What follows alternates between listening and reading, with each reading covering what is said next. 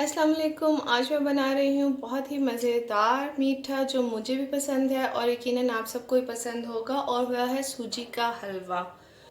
सूजी का हलवा बनाने के लिए मैंने सूजी ली है ऑलमोस्ट 100 ग्राम, ये आधा कप के करीब है। सबसे पहले हम ये करेंगे कि हम एक पैन को गर्म कर लेंगे और उसके अंदर ऐसे इलायचियाँ खोल के 3 इलायचियाँ मैंने लिए, इसके दाने डाल देंगे। वैसे तो पिसी हुई इलायची भी डाल सकते हैं, लेकिन अगर सूजी के हलवे में इसके इलायची खोल के उसके दाने डाले जाएं तो उससे सूजी के हलवे का मज़ा दुबाला हो जाता है। चूल्हा मैंने पहले गर्म कर लिया था, इसलिए मेरा पैन ऑलरेडी गर्म था।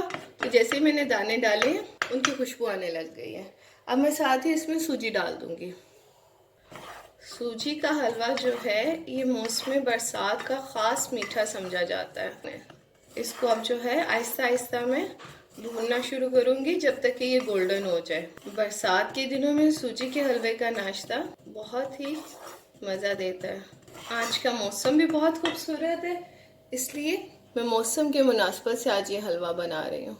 बहुत खूबसूरत बादल आए हुए हैं, ठंडी हवाएं और सारा दिन मुसलसल बारिश। यहाँ पे सूजी भुनना शुरू हो चुकी है, देखिए आहिस्ता आहिस्ता इसका कलर गोल्डन हो रहा है। यहाँ पर इसका आंच बिल्कुल हल्की कर देंगे ताकि इसका कलर ज़्यादा ब्राउन ना हो जाए। सूजी के हलवे की खूबसूरती यही होती है कि उसको बहुत हल्के गोल्डन कलर में भुना जाए, और हल्की आंच पे भुना जाए तो सूजी सारी भुन जाती है। और अगर नाश्ते में सूजी के हलवे के साथ गर्मा गर्म तेलों वाले कुलचे हों तो सूजी के हलवे का लुत्फ दुबाला हो जाए। अब आप लाइट के बगैर देख सकते हैं सूजी का कलर बहुत खूबसूरत हो गया। यहाँ पर मैं इसके अंदर 2 कप पानी डालूंगी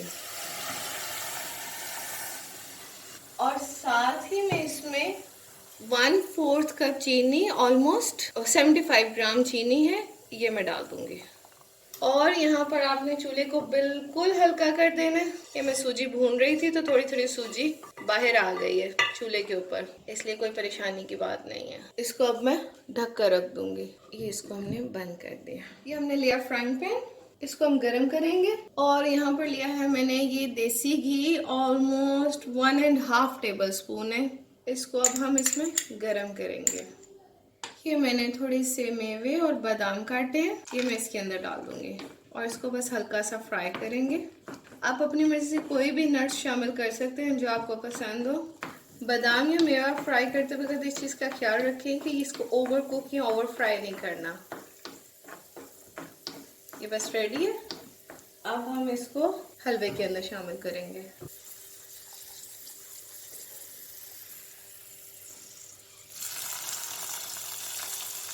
बहुत कम घी के साथ ये हलवा तैयार होता है और बहुत बेहतरीन तैयार होगा इंशाल्लाह। अब हम इसको दोबारा से दम पे रख देते हैं। बहुत हल्की आंच पर आपने इसको रखना है।